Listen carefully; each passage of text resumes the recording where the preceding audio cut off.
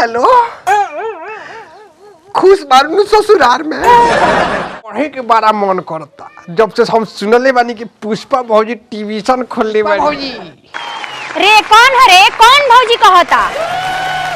गर्मी में कूलर देखो, जो भी रिश्ता रखना है जौन कहबू उहे करे, लेकिन तू हमरे के मुर्गा बना के कहबू अंडा देवे की तो ऊ काम हमारा से ना होई। हां निपसा में बारू का भौजी मार लेले बारू का तहु सवेरे सवेरे महुआ मजा आया। हेलो दोस्तों, वेलकम बैक टू माय यूट्यूब चैनल रूपक क्रिएटर्स में। आज आप सभी के लिए बहुत ही मजेदार जेपी भैया अभी मजा आएगा ना, वीडियो कॉमेडी वीडियो लेकर आए हैं। हंसते हंसते लोटपोट हो जाइएगा। तो इस वीडियो को आप लोग पूरा अंत तक जरूर देखिएगा, काफी मजा आने वाला है। और इनका पूरा वीडियो आपको डिस्क्रिप्शन में मिल जाएगा। यह video JP Yadav official channel से लिया गया है। तो चलिए बिना देरी के वीडियो को स्टार्ट करते हैं। तब इतना बस तब बुझाइए गोली कि कौन ब्रांड के लड़का होई हम। लेकिन अब तो निमनी हमारे विचार बदलता, अब पढ़े के बड़ा मन करता। जब से हम सुनले बानी कि पुष्पा भौजी ट्यूशन खोलले बानी लड़का सके पढ़ावे के, तब से तो हमार माने मन एकदम बेचैन हो गइल बा। बड़ी मन करता पढ़े के। तो तनी बुलावल जा। पुष्पा भौजी, पुष्पा भौजी। रे कौन है रे? कौन भौजी कहता? अरे हम है गुडुआ, कहाई के लड़का लीले के कूलर, ठंडी में हीटर, गर्मी में कूलर वाला गुडुआ। बुझात नहीं का भौजी? फिर भौजी कहता? देखो, जो भी रिश्ता रखना है गांव में रखना, यहाँ पे आना तो मैडम जी बोलना, मैडम जी। अरे बापू तो हिंदी बोलता है। निपसा में बारू का भौजी मार लेले बारू का तहु सवेरे सवेरे महुआ दोस्तों आपको बहुत ही मजा आएगा इस वीडियो में। इस वीडियो को हमरा बाबू पहले हिंदी बोलता है, पियला के बाद हिंदी। अंत तक देखिएगा तो हंसते हंसते लुटपुट हो जाइए। लेकिन अब प्रोग्रेस में बारे अब अंग्रेजी बोलता है। अंग्रेजी जब से पियत रहे तब से। और कहना चाहेंगे कि हंसना एक कला है। तू पिया अंग्रेजी, तू अंग्रेजी बोलूंगा, हमरा विश्वास बा। बहुत से ऐसी बीमारी है वो दूर होती है। तो आप लोग पूरा जरूर देखिए और देखो, हंसने के लिए भी तैयार हो ज्यादा जाइए। मत बोलो। अगर एजा पढ़े के बा तो जौन हम कहें तौन करे के पड़ी। आए उहे करे के पड़ी, एकदम करम। जौन कहबू उहे करम, लेकिन तू हमरे के मुर्गा बना के कहबू अंडा देवे की तो ऊ काम हमारा से ना होई। हां ओकरा खातिर पहले कोनो मुर्गी के ऐसे ही मजेदार वीडियो के लिए हमारे चैनल को सब्सक्राइब कीजिए, बेल आइकन दबाइए। बुझा तो अंका कहत नहीं है, बुझा दे।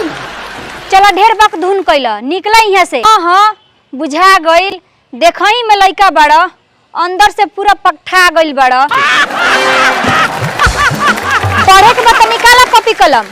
कॉपी कलम मैडम जी।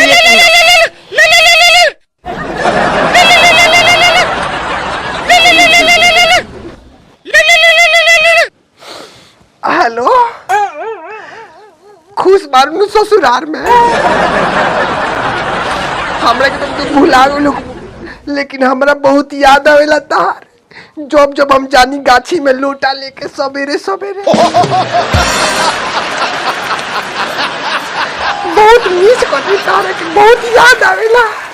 जानता रू जौना गाछ के नीचे पहले हमनी प्यार करत रही सनु, वही गाछ के नीचे अब मैदान करे नहीं हो। बहुत याद आवेला मेरा तार, हमरा बहुत याद आवेला, बहुत मिस करनी। I miss you. का हाल हाल पूछता रुआ?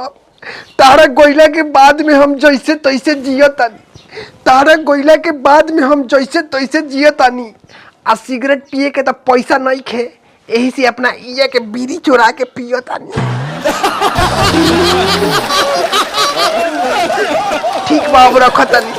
अब तनी पुष्पा भौजी लगे पढ़ी आइल बानी, अब तनी पढ़ लिख ली, लाइन मार ली। फिर भौजी कहता नीनू मैडम जी कहे के। ठीक बा, सॉरी, खिसियाई मत। अब से पक्का मैडम जी कहे। मैडम जी का कही, अब के गरम गरम दिल टूटल बानू, वही से डिस्परेशन में चल गो रही हो। कौनो सहारा नहीं खेलो कथ हमरा, बिल्कुल अकेला हो गए बाटी, तन्हाई में जियो तनी।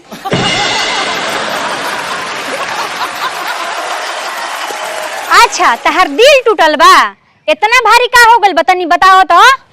बड़ी दर्दनाक कहानी बा हमार, सुनला के बाद टॉप टॉप चुए लगे, का आंख से आंसू।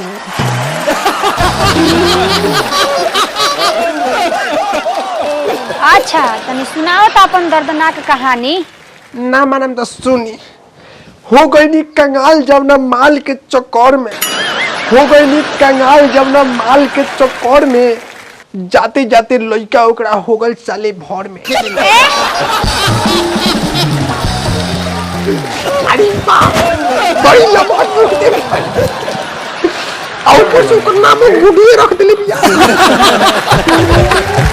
बस बंद करो अपन कहानी, कहाई के लइका लीले के गुलर। आ ठंडी में हीटर, गर्मी में कूलर। दोस्तों आप लोग जरा सा अच्छी लगे चलो चैनल दांत को मत सब्सक्राइब चियारो, कर तनी लीजिए। दू का पढ़ा सुनाओ तो।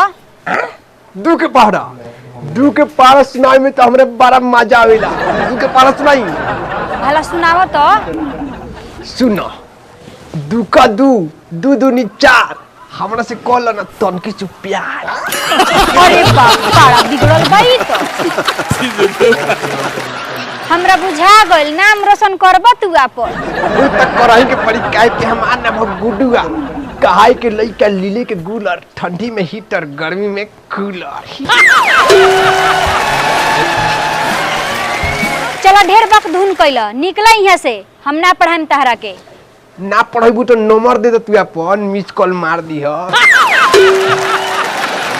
तो हम कहम कि मिस कॉल मार तारू किस देबू का हो, अपना मशीनिया में पीस देबू का हो। भागो तरा कि नहीं, जैसे भाग जल्दी जल्दी भागे से। जा तनी खिसियात काहे बनी, बड़ा मस्त बार लागत तनी। भाग जल्दी से। बाप रे बाप, बड़ा बिगड़ल लड़का बाई तो।